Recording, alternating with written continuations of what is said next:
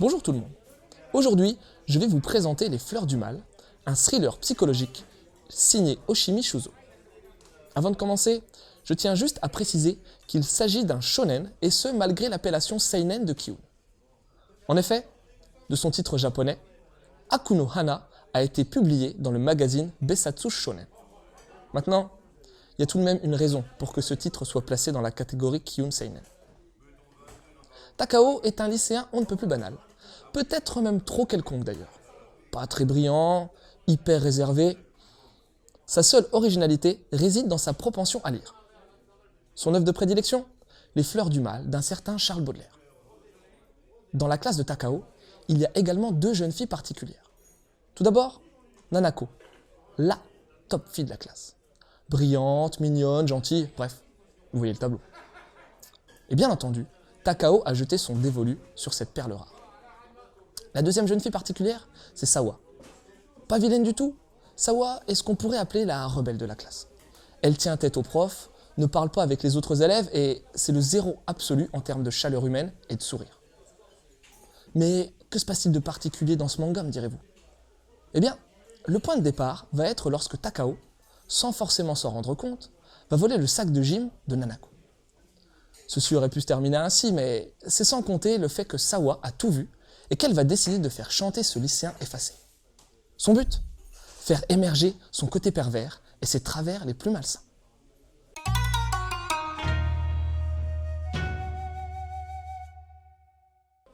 Techniquement, on est face à un manga relativement plat, surtout au niveau du dessin. Attention, je dis pas que c'est moche. Le trait est assez fin, on a une utilisation des ombres et des crayonnés assez intéressante, et les décors sont même très travaillés et denses. Ouais, mais j'ai trouvé le style graphique plutôt commun et sans réelle personnalité, notamment au niveau des visages des personnages. Dommage car une vraie patte graphique aurait donné une impression tout autre à ce manga. Côté réal, c'est plus réussi, puisque les compositions de pages et tout ce qui s'ensuit sont très bien pensés et offrent au récit la tension narrative dont il a besoin. L'édition de Ki-hoon est solide et ne laisse transparaître aucune fausse note sans pour autant se démarquer du lot. On y retrouve une petite postface amusante et des annotations de l'auteur assez sympathiques. Notons également la présence de fleurs disposant d'œils sur la couverture, symbole du roman de Baudelaire au Japon et ajouté par Ki-hoon pour la version française.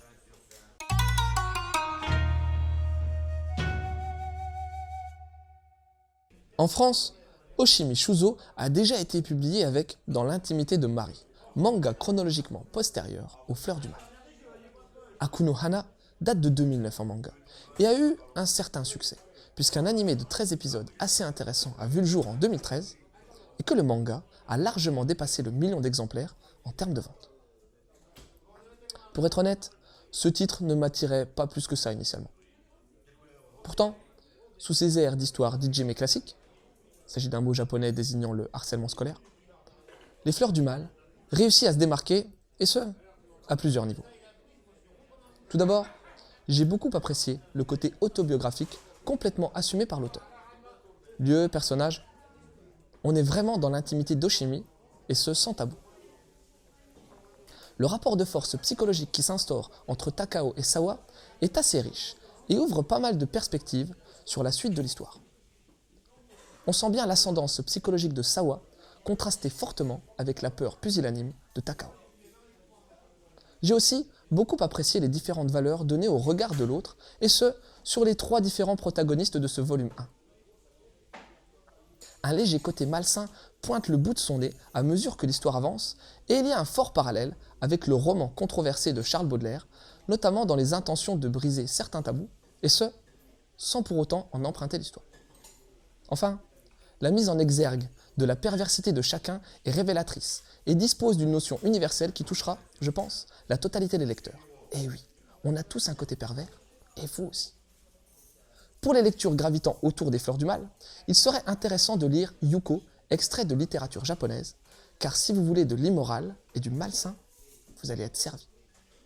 Ensuite, je vous conseillerais le Kimagure Oranji Rodo de Matsumoto Izumi, une référence manga dans le triangle amoureux où vous retrouverez une des filles rebelles les plus emblématiques du manga, à savoir Ayukawa Madoka. Et puis, allez faire un tour du côté de DMC, Detroit Metal City, un manga humoristique sur la musique métal où le personnage principal, Negishi, a des faux airs de Takao de par la bipolarité de sa personnalité.